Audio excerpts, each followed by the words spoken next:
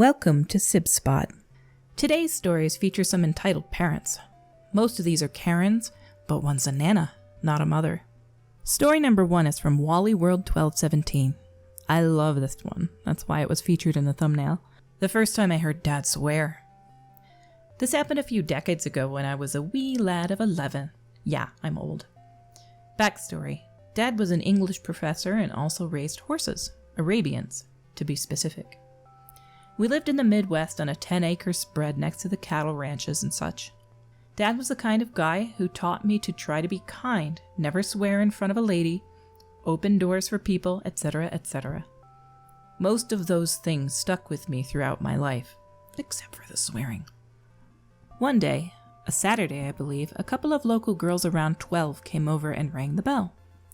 Dad answered the door and they asked if they could ride our horses. Of course, he politely said no, he couldn't do that and closed the door. Imagine the liability issues if they fell off and hurt themselves. Also, Arabians tend to be high-strung and not too accommodating to inexperienced riders, except for a couple we owned who were total patient sweethearts. And that was that, right? Nope, or I wouldn't be posting this.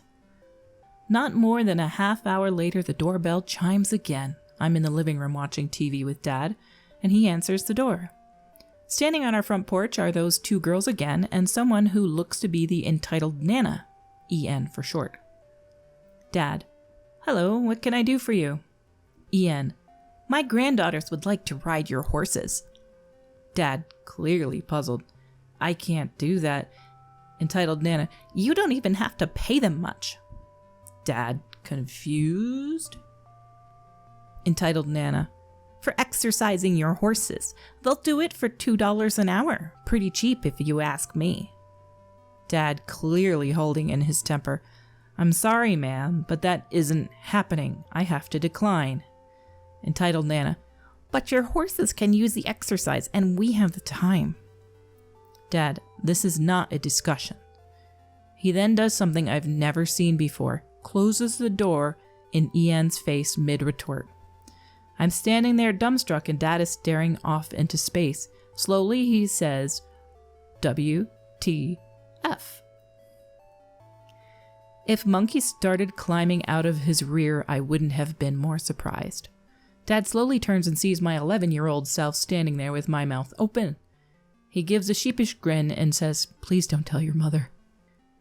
He took me out for Dairy Queen later on, and I've been holding on to this for over 40 years.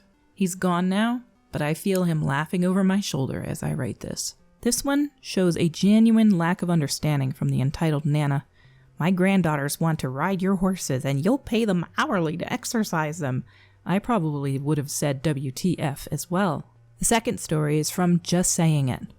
Friend's entitled mother stole our holiday money. This happened quite a few years ago. My best friend and I were planning our first ever girls' holidays abroad. We were both 23 at the time and had never gone on holiday overseas without our parents. We were looking through all the holidays and we found one we liked that was £600 each, all-inclusive for a week. We assumed we had to pay the full amount and her mum asked if we could put it on her credit card so she would get some club card points. We both did an instant bank transfer for the full balance there and then. Her mom then sat at the computer and filled in her payment details and hit enter, but we didn't realize she selected the option to only pay a deposit until we were sent a booking confirmation. After that, she wouldn't log in and pay the remaining balance. She told us she will do it next week, then she didn't do it when the next installment was due.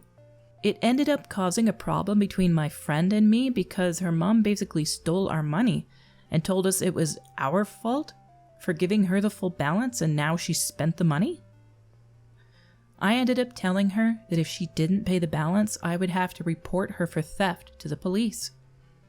After that, her dad agreed to pay the balance, but I got banned from the house for threatening to report her for theft. Her mom treated her daughter terribly most of the time. The stuff she did was bad. I can't believe a mother would do this to a child, even an adult one. I understand that the cost of living is much higher than it has been in the past. The girls are 23, so I assume they live on their own now. The details of their living situation are a little vague.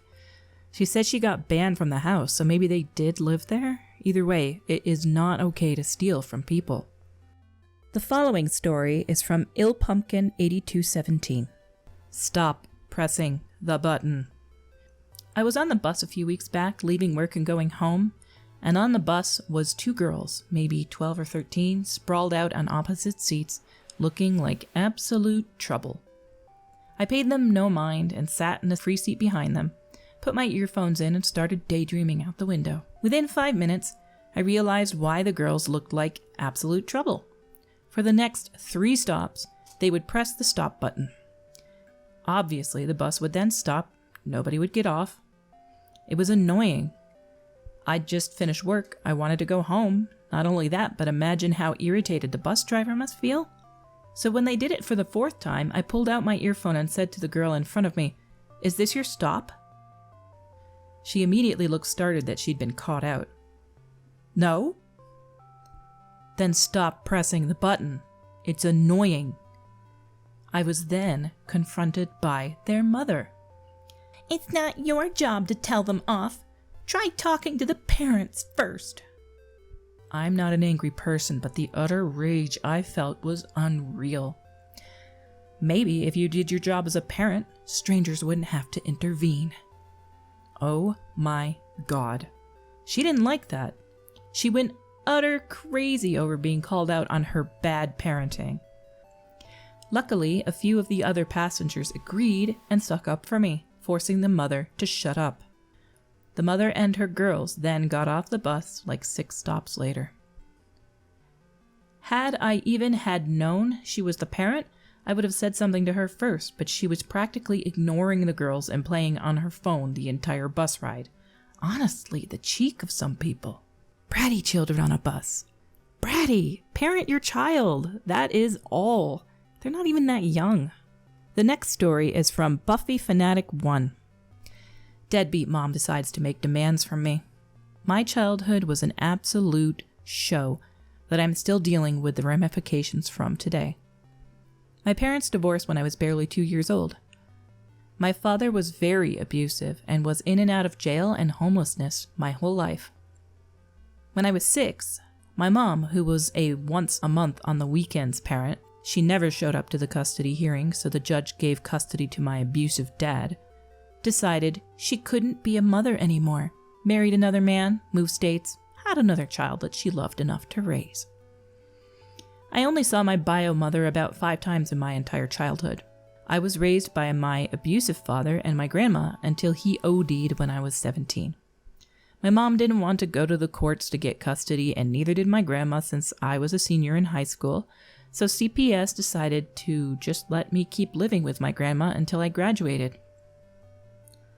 So I became a legal orphan. I was able to go to college for free due to being an orphan and being in poverty. I eventually joined the military, moved out of my bad state, got married, and have been living a great life ever since. I went about 7 years without speaking to my bio mom on the phone or in person. Randomly, about 2 years ago, when I went back to my home state to visit my dad's side of the family, I hadn't seen them in over 3 years. I avoid going home often because everyone but me are either druggy or living in poverty, so they're always harassing my husband and I for money, favors, etc., also while yelling at me for having the audacity to fight my way out of poverty and make a life for myself. She called me and apparently moved back to my home state with my half-sister several years ago, and I had no idea. She begged me to meet her in person, where she then spent 2 hours sobbing about how sorry she is for abandoning me to my abusive father and how she regrets it every day. I tentatively agreed to forgive her and slowly build a relationship. She was happy at first, but is now upset that I treat her as some distant aunt instead of having a mother-daughter relationship. To be honest, we will never have a mother-daughter relationship. If she wants one, she should have raised me. Anyway, my half-sister also decided to reach out to me and create a relationship. We talk all the time and have become close. The last time I went home to visit, we went out to eat and she asked me what the plan was for Mom once she gets too old to take care of herself.